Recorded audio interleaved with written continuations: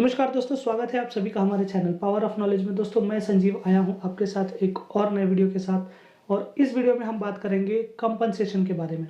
दोस्तों जब भी हम कंज्यूमर फोरम में जब अपना केस दाखिल करते हैं और डॉक्यूमेंट बनाते हैं, उस डॉक्यूमेंट में हम कंपनसेशन अमाउंट भी डालते हैं प्रायर टू कोर्ट में। तो दोस्तों आज के इस वीडियो में मैं आपको बताऊंगा कि प्रायर टू कोर्ट में जो हम कंपनसेशन अमाउंट डालते हैं वो डालना कितना है, कैसे है,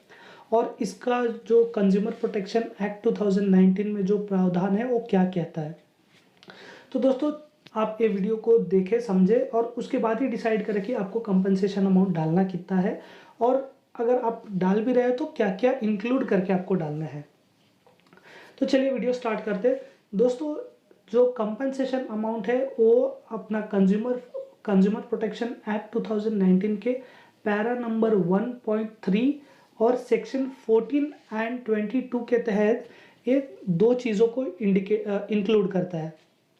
पहला चीज़, जो भी आपने कंप्लेंट किया है वो क्यों किया है, ताकि आपका सर्विस डिफेक्टिव है या जो आपने गुड्स खरीदा है उसमें कोई डैमेज है या डिफेक्टिवनेस है, तो इसके लिए हम कंज्यूमर फोरम में कंप्लेंट दाखिल करते हैं। तो पहला जो प्रावधान है पैरा नंबर 1.3 सेक्शन 14 एंड 22 में, वो ये बताता है कि आपका जो भी लॉस हुआ है, जैसे कि आपने सपोज फ़ोन लिया था या जो भी आपने प्रोडक्ट लिया है या कुछ सर्विस लिया था और वो service up to the mark नहीं था, या जो भी प्रोडक्ट लिया था वो डिफेक्टिव निकला, और जब भी आप उसको रिटर्न करने गए, एक्सचेंज करने गए, या आप उसको बनवाने गए और वो सॉल्व आउट हुआ नहीं, और जो भी मैन्युफैक्चरर है या जो भी सेलर है वो आपके प्रॉब्लम को सॉल्व नहीं किया, उसके बाद ही आप कंज्यूमर फोरम में जाते हो, राइट। तो इस प्रावधान में कंज्यूमर को डायरेक्टली बोलता है कि जब भी आप केस करते हो और केस का लाइक ऑल हियरिंग्स होने के बाद अगर केस आपके फेवर में आता है तो कंज्यूमर फोरम डायरेक्ट करता है जो भी सेलर है या मैन्युफैक्चरर है, यानी जो भी ओपोनेंट पार्टी है उसको, कि या तो वो जो सर्विस है उसको रेक्टिफाई करके दे, अगर कोई प्रोडक्ट है तो उसको एक्सचेंज करके दे ना, वरना लाइक अगर नहीं एक्सचेंज नहीं हो सकता तो उसका अमाउंट रिफंड करे। और किसी किसी केस में ऐसा भी होता है कि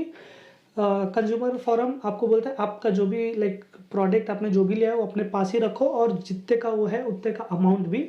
आपको दिला दिया जाता है। इसके अलावा जो पैरा नंबर 3.1 में जो दूसरा प्रावधान है वो है कि कंपनसेशन अमाउंट। तो दोस्तों चलिए अभी हम इसके बारे में थोड़ा डिटेल में बात करेंगे कि कंपनसेशन अमाउंट क्या होता है कंज्यूमर फोरम एक्ट 2019 के अकॉर्डिंगली। तो दोस्तों यहाँ पे तो ऑलरेडी फर्स्ट पैरा में आपको कोर्ट ने आपको लाइक जो भी सर्विस डिफेक्टिव था या जो भी प्रोडक्ट डिफेक्टिव था उसको या तो एक्सचेंज करा दिया या उसका पूरा अमाउंट रिफंड करा दिया। तो अब देखते हैं कि कंपनसेशन का रूल क्या बोलता है कंज्यूमर एक्ट में। तो दोस्तों कंज्यूमर एक्ट में क्लियरली मेंशन है कि कंपनसेशन आपको मिलेगा, बट उसका सिर्फ दो ही ऑप्शन है। एक है या तो आप उस सर्विस की वजह से आपको कोई डिफेक्ट हुआ या कोई इंजरी हुई। सपोज अगर मैं फ़ोन का ही बात ले लेता हूँ, मैं ऐसे कंपनी का नाम नहीं बताऊँगा, कोई भी XYZ जो भी कंपनी है, आपने फ़ोन लिया, फ़ोन लेने के 1 महीने बाद वो फट गया। तो फटने में एक तो प्रोडक्ट का डैमेज हुआ, और दूसरा सपोज आपने पॉकेट में रखा था, वो डिफेक्ट हुआ, उसकी वजह से आपको थोड़ा इंजरी भी हुई। तो उस इंजरी में आपको लाइक एक तो आपको फिजिकली इंजरी हुई, और दूसरा उसके बाद आपने उस इंजरी को रिकवर कराने के लिए आपने जो भी एक्सपेंस किया, खर्चा किया, उसका खर्चा, तो ये सब इंक्लूड होके कंपनसेशन में अमाउंट आता है। अगर हम सर्विस की बात करें, या चलो आप, मैं इंजरी का नहीं, ऐसे नॉर्मली एक छोटा सा उदाहरण ले लेता हूँ कि आपने फ़ोन लिया, लेने के बाद आपने कुछ डिफेक्ट पाया, सेलर के पास गए, सेलर ने डाइवर्ट कर दिया कि सर ये आप ऑथराइज सर्विस सेंटर चले जाओ। तो दोस्तों ऑथराइज सर्विस सेंटर जाने के लिए या तो आप अगर जॉब कर रहे हो तो एक छुट्टी लेके जाओगे, या अगर आप स्टूडेंट हो तो आप अगेन स्कूल या कॉलेज जो भी है उससे छुट्टी मार के या बंक, यूजुअली स्कूल कॉलेज में तो छुट्टी कोई मारता नहीं, बंक ही मारता है, तो समझो कि बंक मार के ही गया बनवाने, और वहाँ पे भी आपका काम हुआ नहीं, तो आपका वो पूरा दिन वेस्ट हुआ। तो यहाँ पे कंज्यूमर फोरम क्या इंक्लूड करता है कि हाँ आपका डे के साथ साथ आपका टाइम भी वेस्ट हुआ, तो उस टाइम का भी वैल्यू है, तो उस हिसाब से वो कंपनसेशन अमाउंट ये करते, इम्पोज करते कि हाँ इतना कंपनसेशन बनेगा। एक और उदाहरण ले लेता हूँ कि आपने कोई प्रोडक्ट लिया जिसके वजह से आपको तो प्रॉब्लम हुई सो हुई, जैसे कि इंजरी हुई या वो डैमेज की वजह से आपका कोई काम था जो रुक गया। अगर मोबाइल का ही एग्जांपल लूँ तो आजकल लाइक मोबाइल पे ही हम लोग ऑफिशियल ईमेल्स वगैरह यूज़ करते हैं, और लाइक अगर कंपनी का कोई काम है तो काम भी फ़ोन पे ही कर लेते हैं, और डिफेक्ट की वजह से वो आपका काम हो नहीं पाया, जिसके वजह से आपको तो प्रॉब्लम हुई सो हुई, आपके कंपनी को भी प्रॉब्लम हुई, जैसे कि वो काम उस टाइम पे होना था बट हो नहीं पाया। तो वहाँ पे आप ये भी एग्जांपल मतलब अपना जो भी रियल फैक्ट है वो बता के कंपनसेशन अमाउंट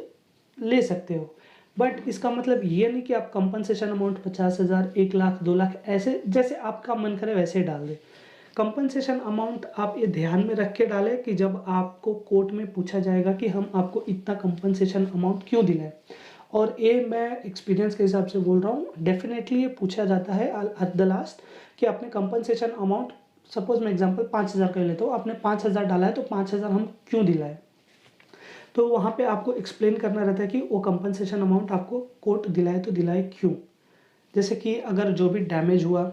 उसके वजह से जो भी कॉज हुए, जैसे कि जो भी प्रॉब्लम हुआ वो आप बता सकते हो, अगर उसके वजह से इंजरी हुआ वो भी बता सकते हो। हाँ, मेंटल कंडीशन भी अपना डाल सकते हो कि उसके वजह से मेरे को बहुत तनाव हुआ,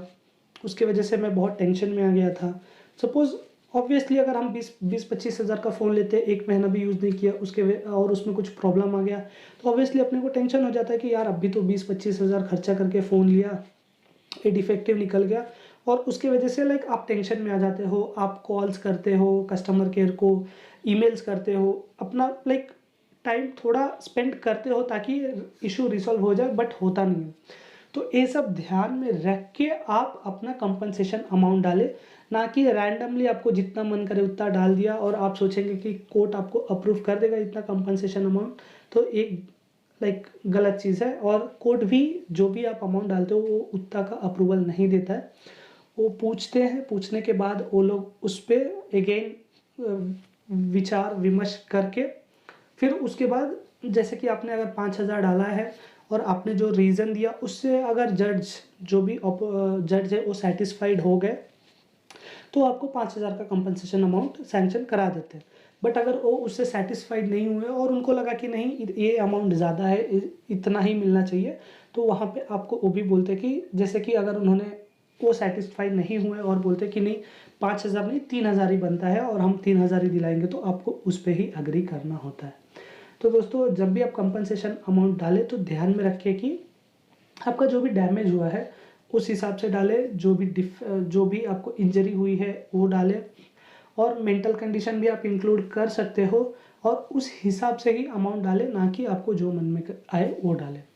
तो दोस्तों आज के इस वीडियो में इतना ही। अगर वीडियो इन्फॉर्मेटिव लगे तो वीडियो को लाइक करना, चैनल को सब्सक्राइब करना, आगे ऐसे ही इंटरेस्टिंग वीडियो लाते रहूँगा। मिलते हैं अगले वीडियो में, तब तक के लिए बाय बाय, टेक केयर।